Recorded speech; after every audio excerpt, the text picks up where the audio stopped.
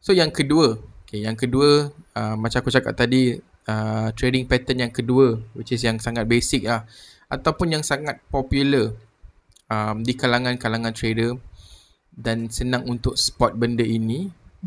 Yang keduanya ialah, aku rasa yang ni ramai yang orang biasa nampak ataupun ramai yang biasa dengar dekat dalam mana-mana lah, podcast ke apa ke, ataupun gambar ke, infografik ke, whatsoever lah. Okay.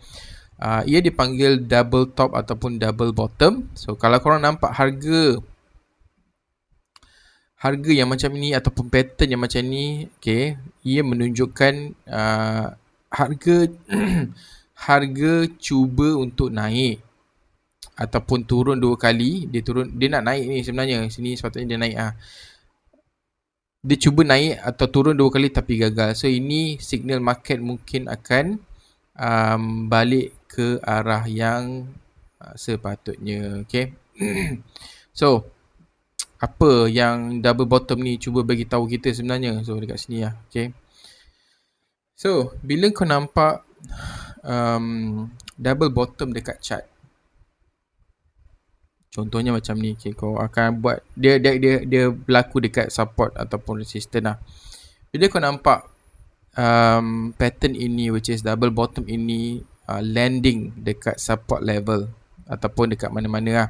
Bila kau nampak double bottom ini dekat chart, okay, itu tanda harga dah sampai kawasan support yang sangat kuat. Sebab biasanya support kan berlaku bila mana, contohnya bila kau nak buat support punya line kan, ataupun area kan, kau akan tengok market itu suka bounce dekat tempat yang sama dan susah untuk tembus dia, walaupun beberapa kali. So di situlah kita menganggap ia adalah support level yang kuat.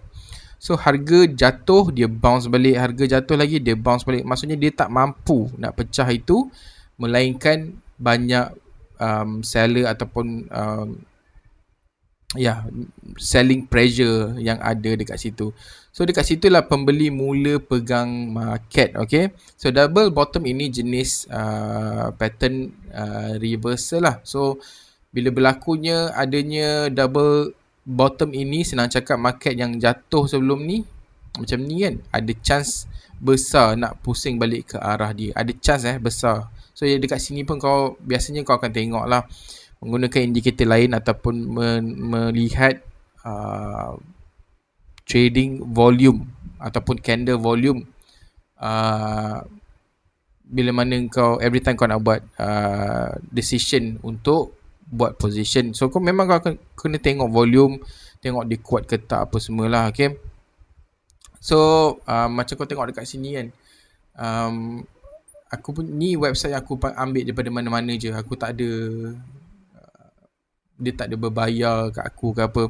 So basically pattern ini boleh pakai dekat semua market lah. Dekat saham boleh, dekat forex boleh, dekat crypto boleh dan apa sahajalah. Okay. So paling ngam kalau jumpa dekat time frame daily ataupun weekly, sebab signal dia lagi solid untuk mid term sampai long term. So kalau day trading pun boleh, still boleh pakai.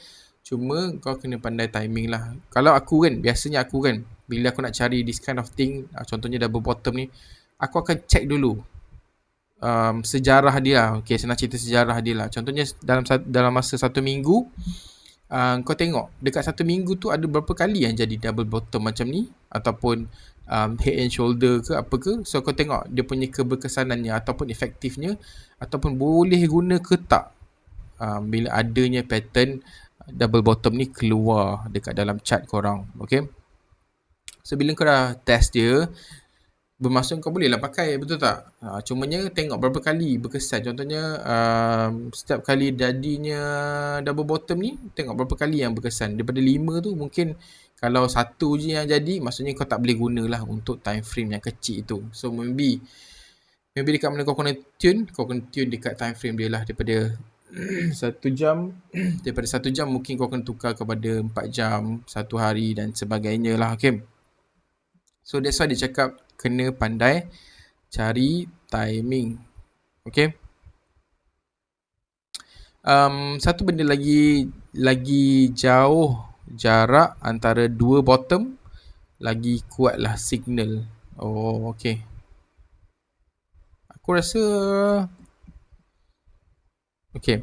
So ini disebabkan dia cakap dekat sini, ini disebabkan pembeli dah tunjuk mereka betul-betul jaga kawasan itu. So bearish bearish momentum ataupun bearish trend cuba tolak harga turun tapi tak lepas.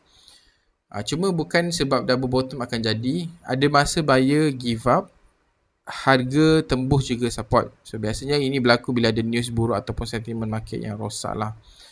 Trading pun macam korang sedia maklum kan. Kita kena cari timing yang bagus juga lah untuk trade. Kita tak boleh trade masa market tengah crash, market tengah sideways. Ini semua main peranan, sebab tu kau tak boleh main buka je anytime. So biasanya pro trader dia akan tunggu masa saat-saat yang penting lah. Contohnya dia tahu pukul 9 ini akan ada news ke apa ke, ataupun pukul 7 ini akan adanya satu news keluar daripada social media ke apa. So kita tak trade lah. Biasanya diorang tak trade ketika itu dan tunggu dia recover dulu, slowly recover, dan baru kita boleh start trade lah. Okay. So dari sudut technical, double bottom ini memang muncul masa dia tengah downtrend, dan dia cuba untuk bagi hint awal yang trend nak tukar dari jatuh ke naik. Okay.